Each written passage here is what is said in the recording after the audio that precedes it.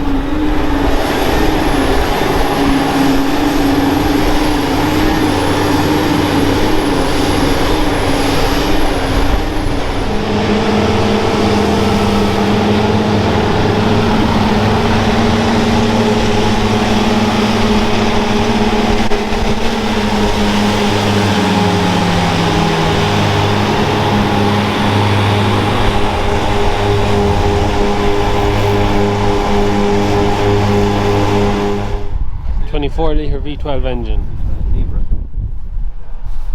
but now 1180 horses. You're not even getting the pull on it. No, biggest harvester in the world.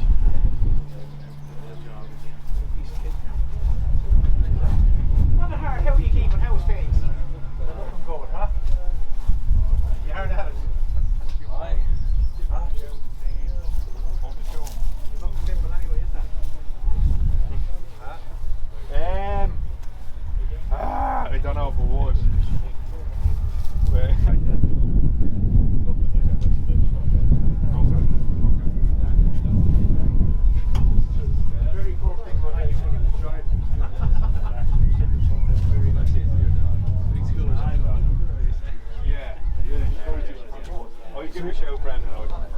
So like the topper spec, two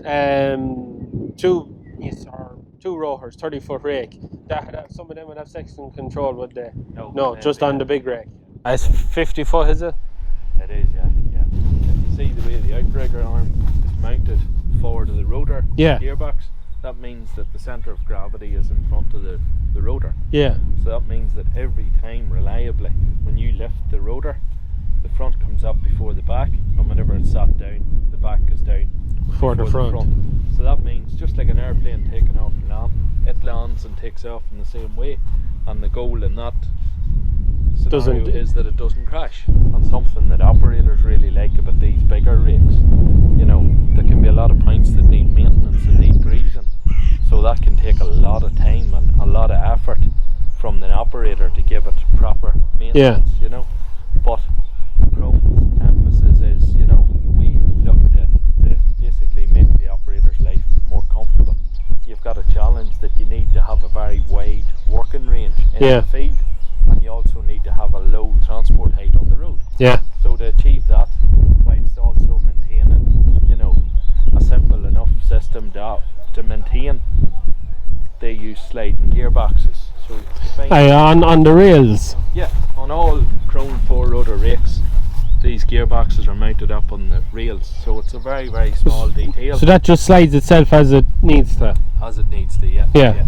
But it's a very small detail which is quite often overlooked whenever someone's, you know, having a look at the machine. Yeah. But it means that you've got a reduced number of pivot points, a reduced number of service points. It makes the life of the operator a lot easier, like. There's not too many of them around our area anyways. I don't even know where the nearest 4-rotor rake is. The TC1250 does feature all those common functionalities that operators really, really like about Krone rakes. So again, down to simplified driveline system, the outrigger arms, having the gearboxes mounted behind, giving them the jet effect, the Duramax cam track with 3-year warranty. Yeah. So every Krone rake, the cam track in it's got a 3-year warranty from the factory. Yeah. Because it runs dry. Or it's a dry cam track. It's a dry cam track, yeah. So look, some people might see that as a disadvantage, but to be fair, whenever you show them why we've got a dry cam track, and you know, it's quite clear then that it's a huge advantage to the operator. So the biggest on the market is 10.5mm diameter tine. You're not going to snap off in a hurry. Yeah, we don't just stop chopping whenever we say it's 10.5mm diameter, like it's the biggest diameter, and lads will say, Jesus, you know, that's, no matter what they're comparing you against as a competitor, they'll say, Jesus, that's a big tine, you know. Yeah. But the big advantage is, if you look at the shape of the tine, the crop's actually encouraged to roll up the tine. Yeah. Before it moves towards the swath. They found that their output could be increased by 21%. You can drive a little bit faster. Yeah, but at the same time it was reducing swath contamination by 9%. Yeah. So they calculated that out, what that meant for a dairy farmer cutting on average 3.5 cuts a year. Yeah. It means another 618 litres of milk from forage in his bulk tank per hectare per year. So 100 hectare herd is 6,180 litres. At today's price is a fair few pound. Yeah. It's more than the difference of buying a competitive machine. Yeah. You know. Right, we'll jump in and I'll so nothing unusual with that. So if we look at the Isabus screen to your right hand side, give it a couple of minutes and it will load up with all the functions that we need. So hit the little tick, and then another little tick will appear just to load the information and the data from the machine. So it's just the functions that we need today is just all 4 rotors together. Yeah. So if you just dab that foot pedal now as if you're going, that's her. And as she's spinning. We're heading for it. So just bring her up till about 420 RPM on this one, input, Hit go on the main joystick, and that will drop your rotors. Yeah. And then just off you go. So then just drive around the foot throttle on the road,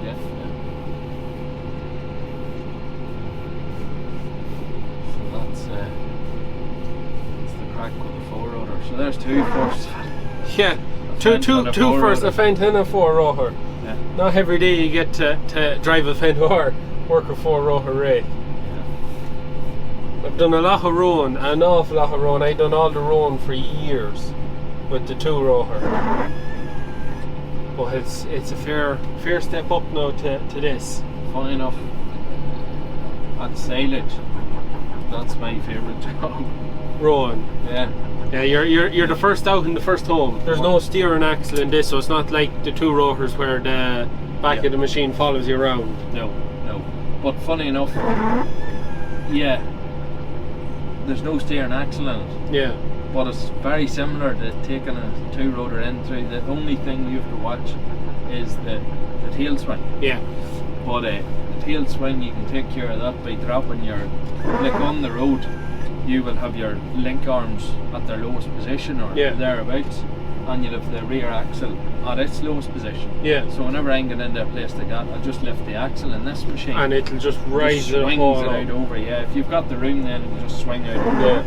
And if you think, look, there's a gate post or there's a pier and I'm going to hit it, steer into it. Yeah. And it will actually steer the machine right around it. If you steer away from it, like your 2-rotor machine, it'll turn it into it. Yeah. Yeah, it's a lot of ground. It's very cool. This is the first bit of grass now of the year. All for you guys. Yeah. Is there a max speed to do with this, or it's just really as easy as it is? Yeah, ground conditions, like, you know, and operating conditions as to what you can do. So again, Krone rakes would be back down there, yeah. Would be well known for raking fast, you know, as a machine. Like they've got the ability to get a bit of work done, so they have. So if you want to go a little bit faster, Philip, just head it down on the pedal, and you've got, see on the right hand side of the hydraulic controls there, just that little knob. Yes. Yeah. If you push it further forward, it'll give you a bit more ground speed. So I've just limited the ground speed there. And if you push it on there, you'll just see, like, the rake is, you know, it's a machine that's designed for high output. Yeah. Whilst also maintaining very good work quality, you know. So you can see there yourself, like, you're leaving nothing behind. I'm trying to make sure you get a good weight and make sure I don't miss any of it. Yeah. It's a big swath of grass now. It is, yeah. Yeah, there's a bit of grass on that, like. Yeah. You know, it has grown well this last fortnight. Yeah. Just watch that rotor on this wall here. Yeah. I'm just trying to gauge me turning with. Oh, you're dead on, yeah. You can turn fairly sharp on yourself without realising it. Yeah. Running into the arms. Or you would turn sharp enough to run into the arms. No. Yeah, the first time you're using one of these machines, it's fairly unnerving, you know. Yeah. You think, oh shit, you know, whenever you see it coming up alongside you there, because a lot of lads were probably used with working a 2-rotor machine. Yes, you could turn right round on yourself, and you're never really afraid of running into it. Yeah. But thanks for letting me have a go on that. That's definitely an experience now. You can say I've driven a Fendt and a 4-rotor rake. So, thank you. Thank you.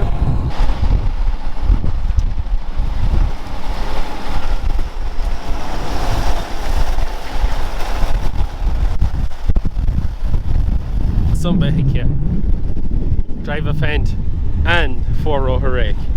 You can tick them off the list now. It is quite interesting to see the red clover. I've never actually, well, no, I have seen red clover, but it's been a while. But that's a super crop of it.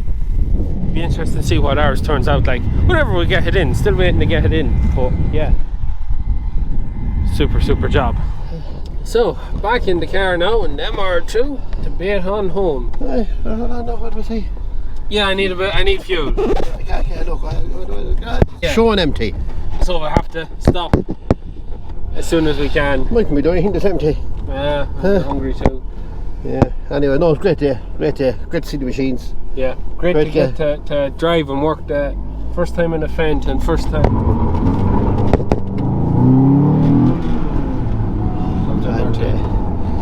Oh yeah, great. Big thanks to Krone, all the boys at Krone. Great job. Cormac for letting me have a go on the Fendt. Yeah, I got on the big rake. spinning the harvester there now. It's very quiet inside. Yeah. Very quiet. Some power. It's even quiet outside. Like we were just saying, if the neighbour was cutting with that harvester, you wouldn't hear it. Like when you get home in the middle of the silage season. Yeah, you'd be saying Daffin is working over there. You can hear the harvesters humming in the distance. Yeah, no. You wouldn't hear that. Yeah, she could be in the next field and you wouldn't know it. You wouldn't know. You would not. Oh, but however, all machines are different and they all are good, so it's all good. And it's good to get these trips out and see these machines working and let your viewers see them as well. So. Yeah, no, it's great. And silage starts for us tomorrow. Put the mowers on in the morning and we're going knocking grass or baling. It's not long since you finished the sowing, you know. No, we haven't sown finished yet, have we? We'll go home and try and get a beet in. Get a bit of beet sown maybe this evening. So. Yeah, also pit silage for us starts next week too. So, yeah. Anyways, I think we're going to leave it at that. Big thanks to Krone for inviting us down to the day. Krone and Farmhand. And Farmhand. Yeah. Because Farmhand is Krone, yeah. I hope you enjoyed today's video. As always, please like and subscribe to the channel. Videos every Tuesday, Thursday and Sunday. You want to get petrol? That is it from us. Good luck. Hopefully we don't run out of fuel.